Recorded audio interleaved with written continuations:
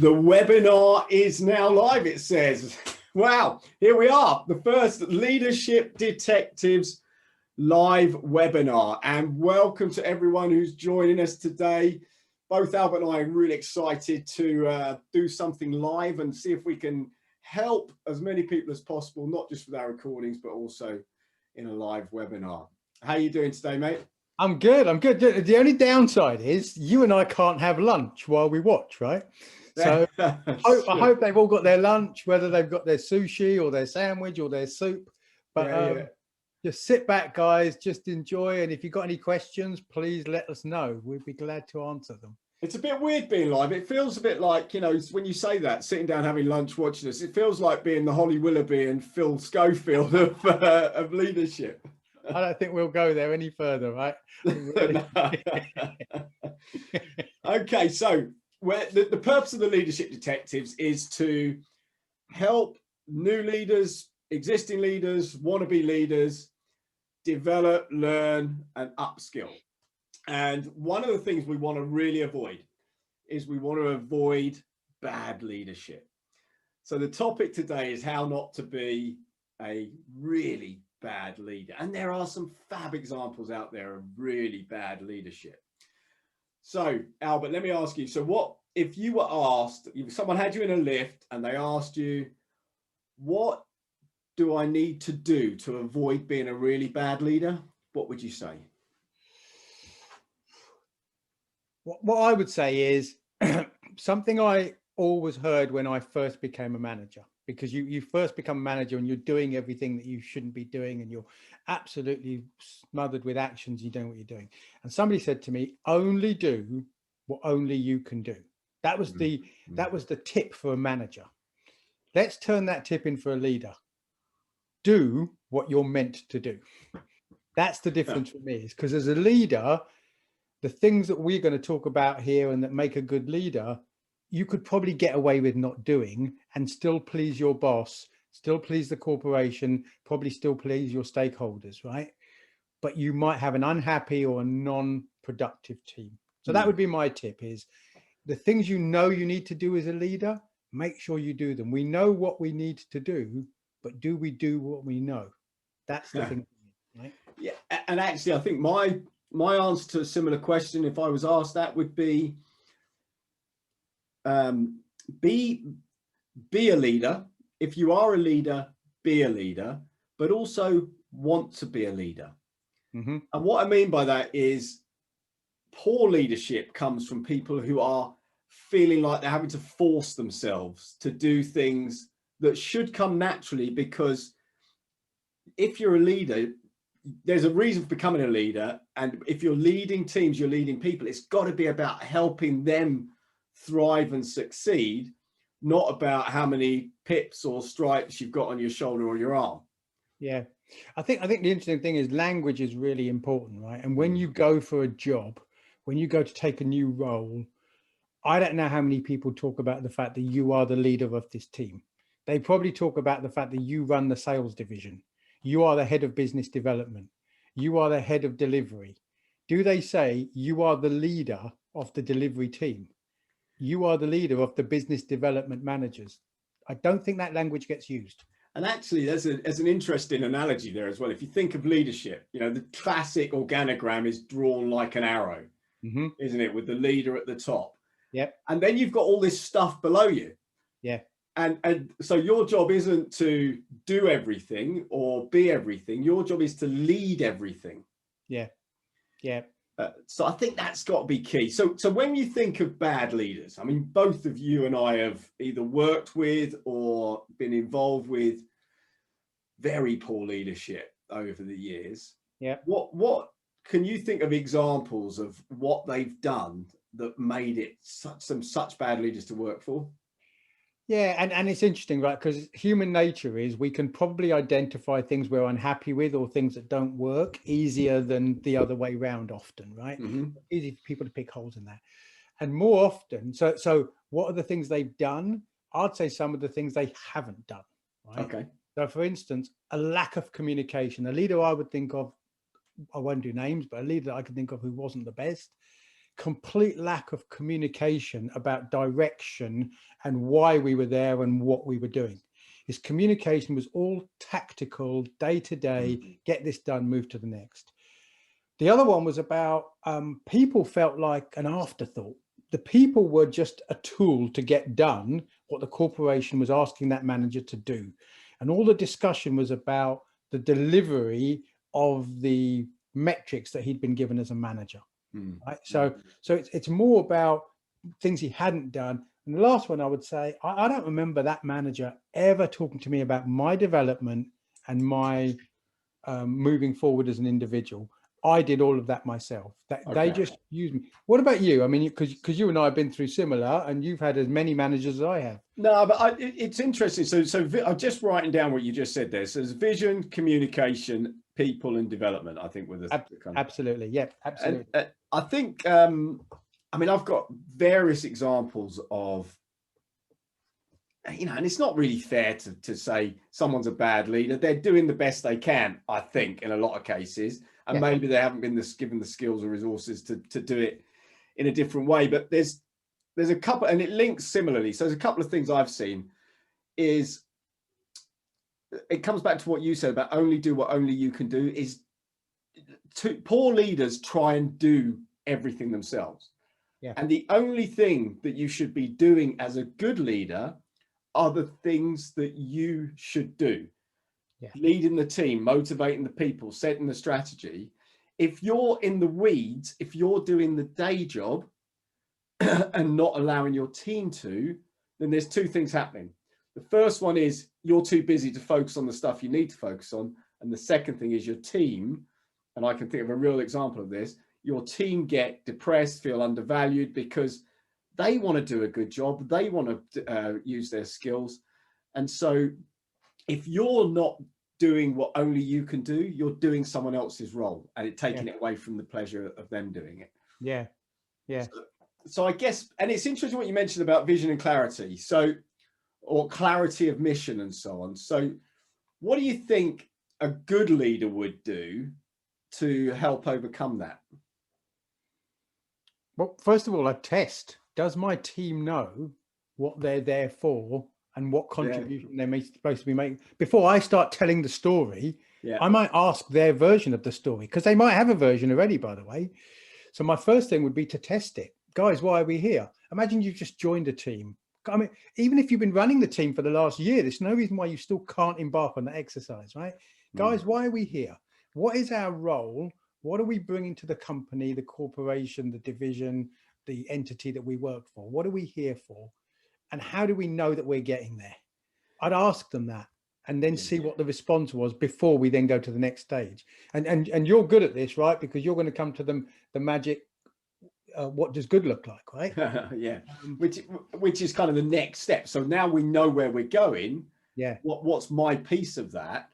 But I think with the vision and the strategy and what it's too often talked about, that we're looking at the company vision, or it's this big, exciting, world-changing vision. Actually, every leader needs to have that strategic direction, that clarity of mission for themselves and for their team.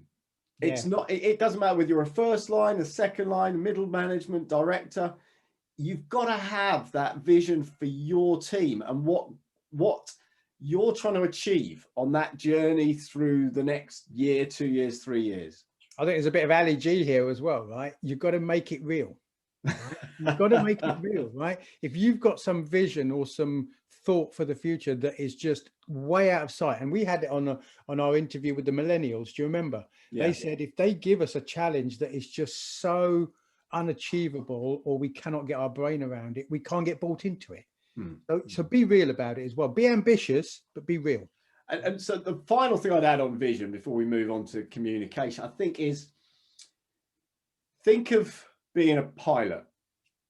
If you're not flying the plane and you're not setting the strategic direction and making sure you're not hitting mountains, who is? Yeah. because it's your job to make sure that you are guiding your team through the skies of wherever they want to be going with, wherever you want to be going with your business. That's a great analogy. So if at some point you realize you're back in the cabin with the rest of the guys, who the hell's up in the cockpit? Yeah, exactly. Yeah. It's a great thought, right? It's a great thought to think about what you're doing every day and how you're doing it and go, well, actually, who is flying this plane? Yeah. And the more time you can, you've got to be conscious of, am I getting stuck in the weeds? And if I am, who's looking out for where we're going? Yeah. Yeah. Excellent. So when we talk about communication, you mentioned it, not knowing about things, not being, what do you think is really needed to make good leaders effective communicators and avoid being poor leaders? I think that the difficulty is getting a good balance between structured and unstructured, because structured is about I'm going to talk about where we're going to go as a business. I'm going to keep you up to date with what the metrics are looking like. I am going to talk to you about where we fit in the rest of the company and all that good stuff. But there's also those things where you get at your door, right? And you need to be ready to respond to that as a leader, because somebody might be coming into you with a major issue, either business or personal, in their life. And you can't say it doesn't fit in my calendar. So you've got to be ready for unstructured as well, where you're asked to jump in and help somebody with some direction or with some coaching or with some mentoring or whatever. So that's one of the things I'd raise, Neil, but there's much more to it than just that, right? There's so much to communication. And I think there's this, when I think about structured communication and what good leaders do is they have regular checkpoints in the calendar where it's an opportunity for their team to talk to them about what they're doing and overcoming issues. And it's an opportunity for the leader to talk to them about how they're doing and where they want them to go and what they want to focus on. Yeah. And it's important too many people don't have a management system. And I hate the word management system. And I used to hate being operationally managed, but it is important to have that management system with your people so that they know they've got that time with you. Yeah. If it's too ad hoc, or they've got to stick their head around the door before they can have a chat with you, then what happens is, the loud ones, the upfront ones will stick their head around the door, but a lot of your team you won't end up speaking to, or you won't know what's on their minds. So scheduling that time. But with the unstructured, I think the key there is it's all about just being a human leader. Think of these people as people. Just pick up the phone and phone them every now and then, not every day. The last thing people want to do is hear from their leader every day. Yeah. But just talk to them and engage with them. Just remember, they're humans, you're human, and you're all trying to do the best you can. Yeah. What about taking it the other way? What about the conversations that you should be having, but you're avoiding for whatever reason? What about that? What guidance can we give there? Yeah. So I mean, you say again, if we look at the difference between poor leadership and good leadership, poor leadership, I think there's two things here. One of the poor leaderships is assuming your team or the business is not intelligent enough to understand what you're going to talk to them about, and therefore you need to make all the decisions for them. Yeah. So they're not mature enough to be able to hear the bad news that you're going to tell them. Yeah. My personal experience of that is, and it's not comfortable sharing bad news, but I had to do it once with a sales organization, and I just got everyone together and I said, look, this is the situation, guys. This is what we've been given. This is the decision I'm thinking of making. I want some input. I want you to, and just be open with people. And guess what? You get buy-in, you get support, and sometimes you get, and not sometimes, lots of the time, you get better ideas from people as well. Yeah, no, you're right. Look, we'll spend a bit more time on communication because this is such a key part of being a good leader, right? The other one that I would raise in here, guys, as well, is there's times at which you've got to have difficult conversations because something isn't going to plan. Somebody's either not performing well or they're not behaving in the way they need, or they're not gelling well with the team or whatever. Take those conversations on, because the anticipation and pain of having them, which it feels really awkward, once it's done, is so much better for them, for you, and for the overall team. But you've got to grasp the nettle and go and have those difficult conversations. I'm not saying jump in immediately somebody has a problem. Stand back and look at it. Consider if the behavior you might be addressing is repeated.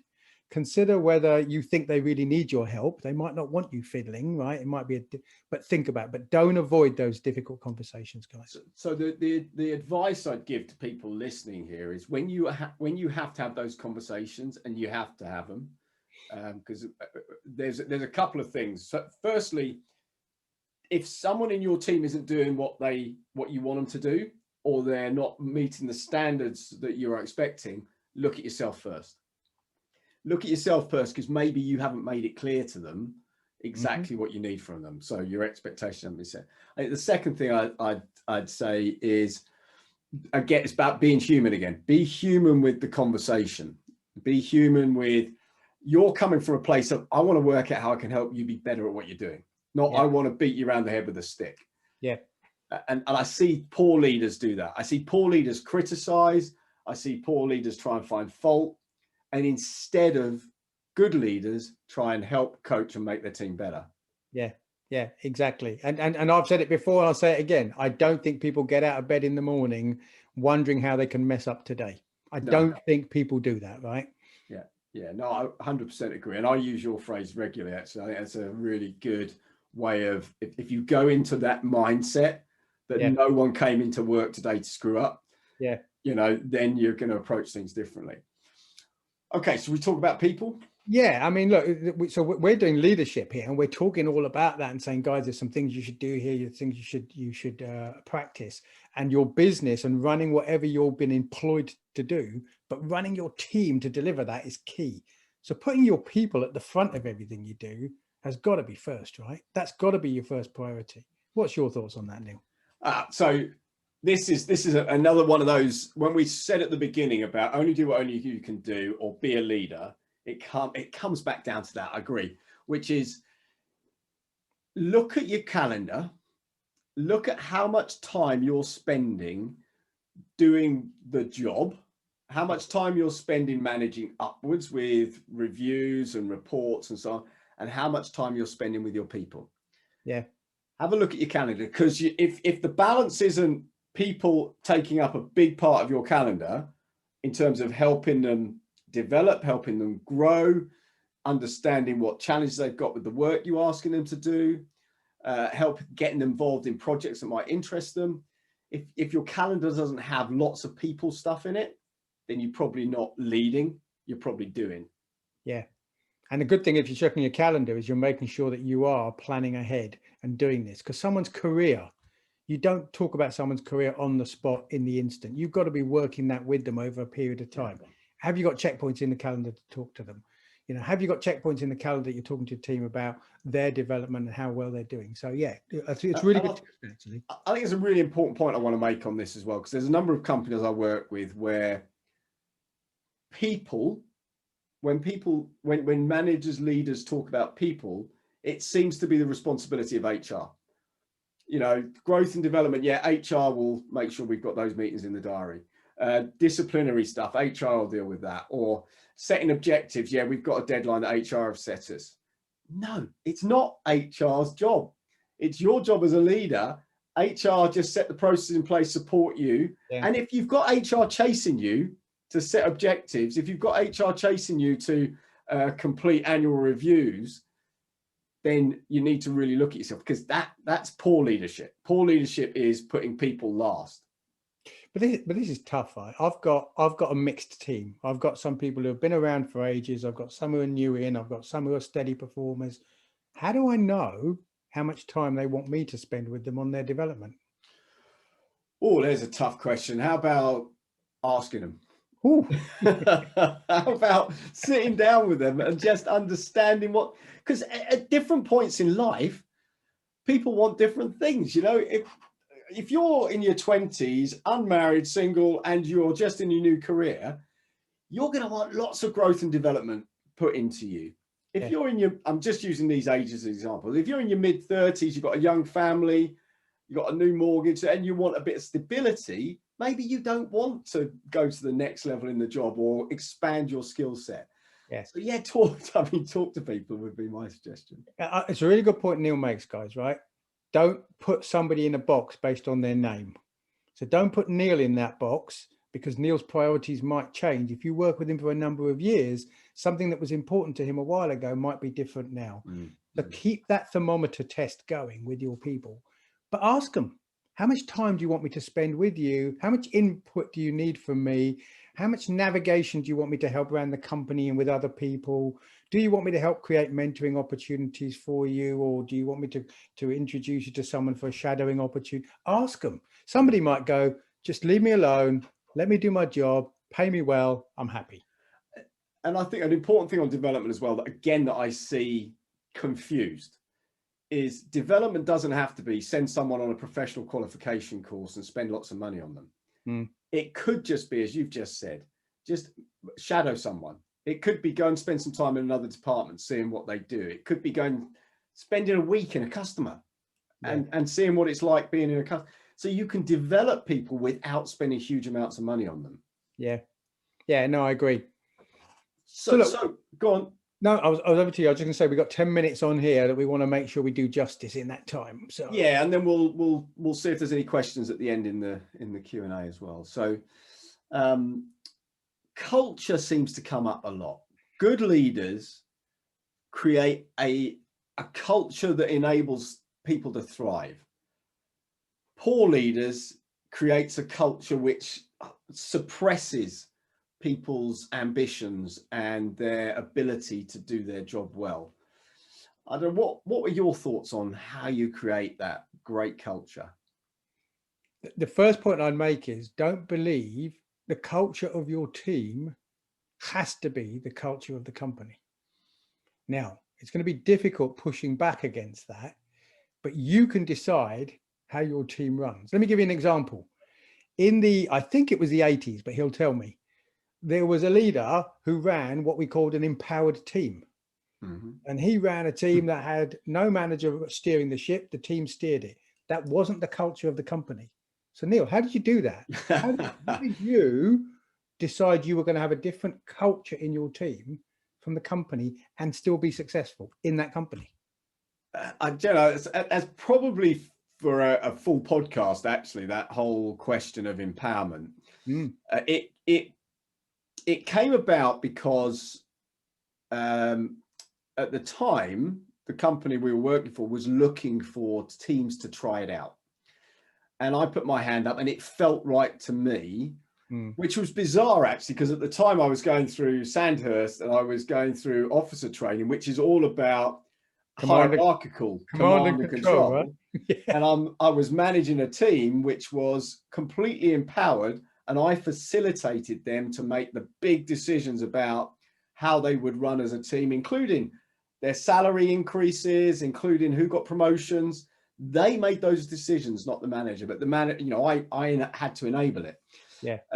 But it was tough because when you're at a higher level, people are expecting a certain performance. And actually, luckily, we actually outperformed all the other teams around. And I think that was because of the whole empowerment. Yeah. But there were situations where I had to push back on my leadership and say, no, we don't do that sort of thing in this team. Yeah. So just trust me. And luckily, I was working for a guy who did trust me. It's a good point. Now, as Neil said, this is probably one for another podcast, and we'll probably come back to you and talk to you on that whole topic because it is an exciting area. But you set the culture of your team. Now, I know you might have to conform to the culture within the company you work for because you're also a member of another team. But don't forget, the culture you create helps people decide, do they want to join here? Do they want to stay here? Do they want to leave here? And by the way, that might be what you want. But just remember, you're creating the environment of people. Is it a participation culture? Is it a command and control? Is it, you set that and people will come with you. People will come with, it's infectious, by the way. Correct. And the leader has to, so I mean, it's actually a question that's popped up here is, how do you set that culture? And how do you do, what do you have to do as a leader to create that culture? I think you've got to involve the team. The important thing is you're involving the team. You're not doing this yourself, right?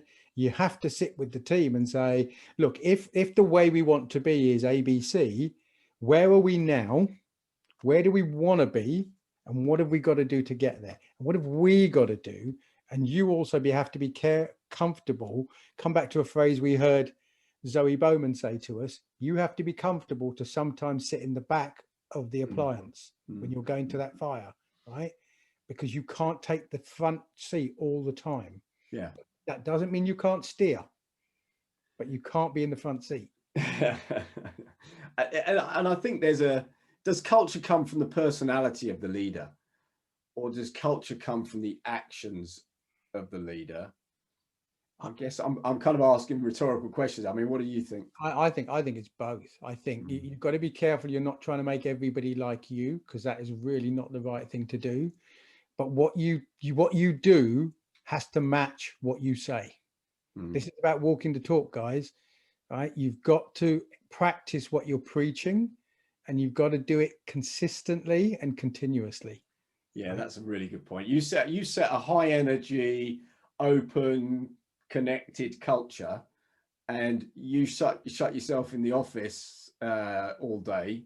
Yeah. And don't tell anyone what's going on. Then you're going to struggle to create that culture within the business. Yeah. Okay, so I can see a couple of questions popping up here. So let me just ask you, and then I'll try and answer this as well. But when you're creating a vision for a business or a team, how long term do you think is about right, or how much is too far away? Well, it depends why you're creating that vision, right? If you've been given a very specific mission, then I guess that's going to tell you when it is. But I would say you've got to have a reasonable outlook. You cannot turn these things. I'll come back to my analogy I've used before about driving a big tanker. You can't turn this on the spot. And you've got to bring people with you, and you've got to make sure everything that you're trying to plan is going to kick in. But I think having horizons of 3 months, 6 months, 9 months, 12 months, that's the important thing, and milestone checking as you go. I don't know. Look, I would say if you're trying to set a reasonable vision, setting it for 6 months doesn't sound sensible, right? You've got to be looking at maybe a year away. You might get your gains earlier, and you can pull your horizons in. What do you think, Neil?